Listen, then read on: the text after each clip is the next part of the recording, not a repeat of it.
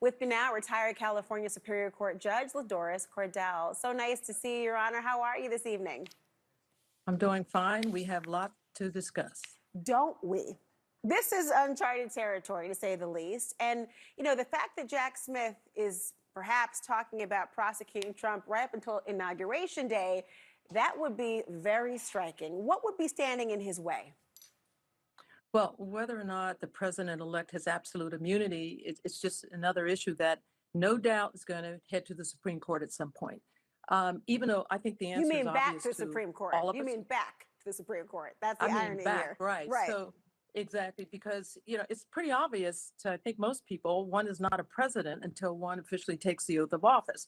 But let's play it out. Let's say the Justice Department charges Trump and is convicted, actually goes to trial as president-elect. Well, once he's sworn into office on January 20th, or at the latest January 21st, he'll just pardon himself. And why can he do that? Pardon power is one of the core duties of the president. So he gets a get out of jail free card. So I'm just thinking, you know, the DOJ might want to stop and kind of rethink this one. Of course, if he's not elected, then the prosecution could proceed, provided the charges don't include any official acts when he was president. And that provided part, that caveat, that's part of what Judge Cordell, who's presiding over the election subversion case in Washington, D.C., the federal trial, is going to have to grapple with. And the thumb is a bit on the scale by the justices on that issue of what defines official acts, what defines unofficial acts. Is there any reason that you think Judge Cordell shouldn't move forward with the trial even after the election? So the issue is indeed what are official acts, and quite frankly, official acts are whatever the Supreme Court says they are.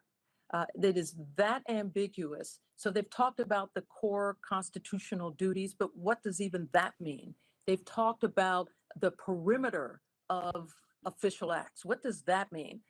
So she has so much on her plate. She's got to determine if the indictments, the conduct that's alleged in the indictments, any of that conduct is immune from prosecution, and she can't rely on any evidence that was the product of an official act.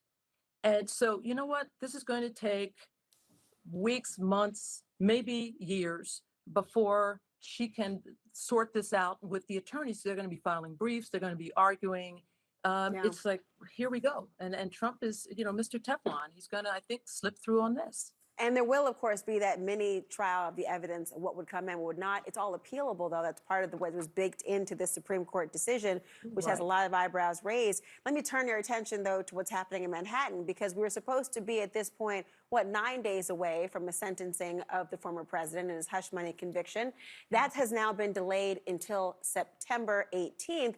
His legal team is actually trying to get the whole conviction tossed out, and they're arguing that some of the evidence against Trump stemmed from his so-called official acts and therefore should never have been presented. And that includes testimony from Hope Hicks, who was the White House communications director, tweets that Trump sent while in office, and also phone records while Trump was president.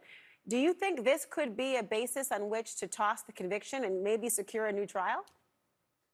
I don't think so. I think that what Judge Merchan is going to have to do is go through each one of the convictions and determine what evidence supported them. And let's say one of the convictions, there was some evidence of an official act. Well, he is directed now by the Supreme Court to exclude that evidence. But if there is other sufficient evidence, basically, if it was harmless error to include the official acts evidence, then the conviction could still stand.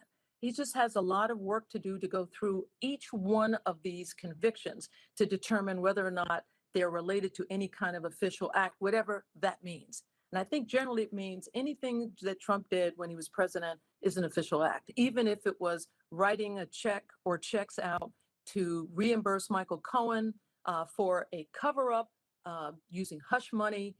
That could be interpreted as being an official act, although I have no idea how that can be construed to be a core constitutional duty of the office of the president. You and many lawyers who've taken a lot of issues with this Supreme Court's decision on this case, but one of many. Judge Judge Cordell, thank you so much for joining. Thank you.